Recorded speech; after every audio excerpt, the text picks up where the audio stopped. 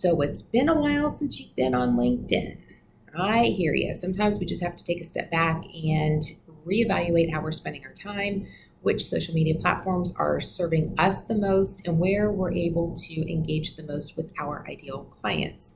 If you've spent time on LinkedIn before and you're like, hey, I had to kind of take a step back, it was either a job change, it was a life change, it was just getting tired of social media, because let's face it, we all get kind of tired of social media now and then, right? But you're ready to re-engage on LinkedIn and just aren't real sure what changes have been made. Now, with most social media platforms, there's always going to be changes, right? And it's hard to keep up with them. But these three things that I'm going to review today in this video for LinkedIn is something that's timeless. So no matter if you're watching this in 2021 or you're watching this in 2051, if LinkedIn and we are all still around by then. These are things that you should do once you've taken some time off and just want to start re-engaging again, just to make sure that these things are in place and you are ready to start connecting and engaging and sharing information again and setting yourself up for the most success as you dive in. So let's go ahead and get started. Okay, I have already logged into LinkedIn. The three things I wanted to review today that are important for you to keep in mind as you start getting more engaged or start using LinkedIn again is all profile related. And I've got one extra bonus thing that I'm going to get you started on at the end. So be sure that you watch all the way through and I'll give you that bonus thing because it'll actually help prepare you for next week's video. So today, profile related, as you can see here on the left-hand side, it is my profile information.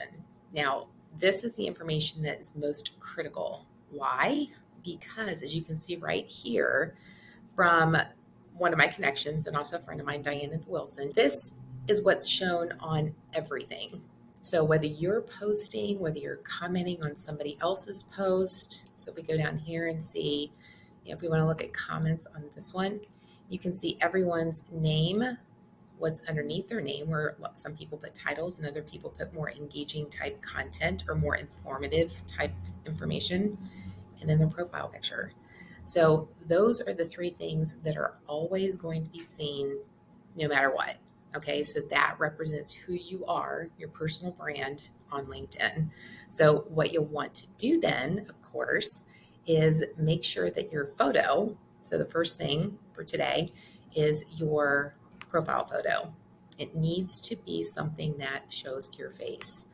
Make it as close up as you can so that at a glance, people can see who you are.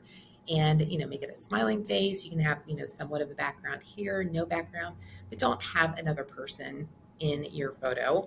And also don't have a logo or an image for your personal profile page. People want to see people. They want to see who you are.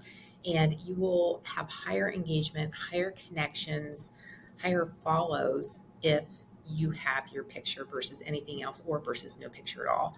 When you don't have a picture at all, you just look kind of sketchy. I'm going to be completely honest with you. You should always have a picture. So what I do, and you'll see across all of my platforms, is that I use the same photo. And again, that creates personal branding across all your platforms.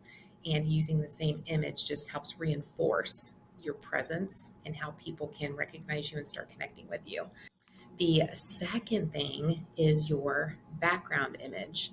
Now, some people will use just brief content, brief text. Other people will use just an image.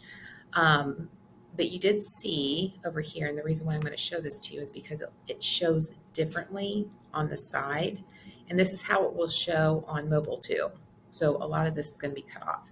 So you want to pay attention to what's actually being seen behind your profile photo so that you can design it accordingly. Now, if you're not familiar with Canva is a great tool and it has everything already laid out for you, dimensions. You just search LinkedIn cover photo and you've got a blank template, and you also have different ideas that you can use as well. So if you're not sure where to start, I always recommend canva.com. Great resource. It's free and they have a ton of information and tools and templates and everything that you need, fonts, colors, available to you in the free version. So if you aren't already using that, then I highly recommend that you do that. And I'll include a link below the video in case you're not familiar with it. So that's the second thing is your profile photo, because it will be seen when people click on it and they go to your profile. Any additional value information, it could be a call to action. If you are running a campaign, if you are launching an online course, if you're doing a webinar, anything like that, you can also do that. Once your cover image is set, it doesn't mean it has to stay that way forever. You can update it and switch it out as often as you need to. Your profile photo, on the other hand, needs to stay consistent as long as possible. You can change that every 6 months, every 12 months, or whatever time frame is that works best for you and how often you're changing. Okay, the third thing is this information here that you can see below my name for my particular profile. Well, everybody can see it on their profile as well. But this information is what this information is here underneath Diana's name.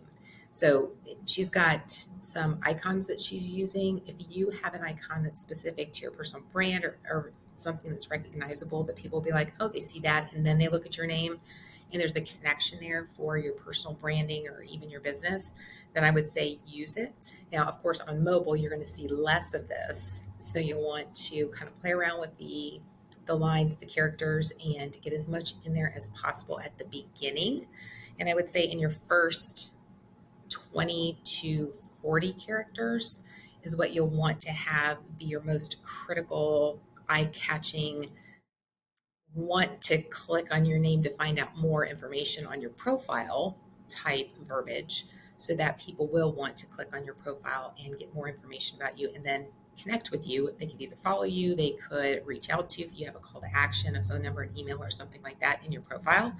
At least getting them to click on it and get to your profile is what's most important. So as you can see here, the beginning of mine is B2B growth leader, and then helping companies effectively market to sell in a digital world. So then it gets a little bit farther.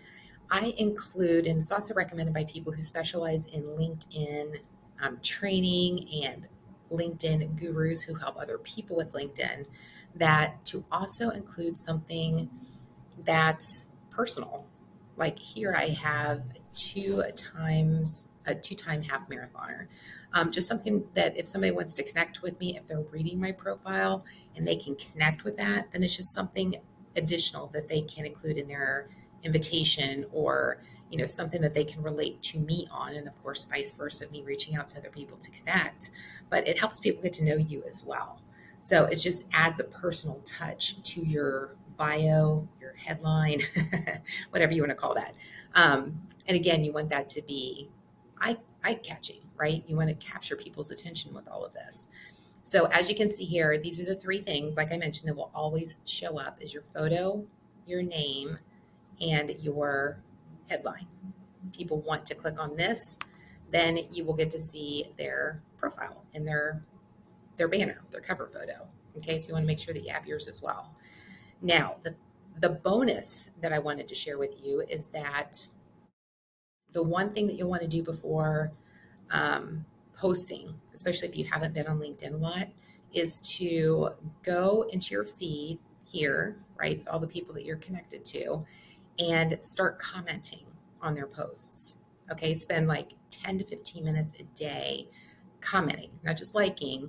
Don't share anything, just comment on their posts and add something of value. Okay, so you just scroll through and find maybe 5 or 6 people that have posted something that you can show your expertise, and not promoting your services or anything. You just want to show that you're an expert in your area, what you do, so that anyone else who's commenting, or the person's post that you've commented on, starts to see your name and starts to say, oh, hey, there's Vicki. She's commenting on here, and she's saying something valuable. And I'm going to start, maybe I'll go to her profile and click on it and see, how I can engage with her, whether it's something I've posted, or maybe they have been looking for someone who specializes in B2B marketing. You'll want to start engaging on other people's content first, okay? And that's kind of like getting the algorithm ready for your content and pushing it up higher in the results. So just keep that in mind as you're going through and preparing to get back on LinkedIn. So that's all I have. Make sure you stay tuned for next week when I review part 2 of LinkedIn.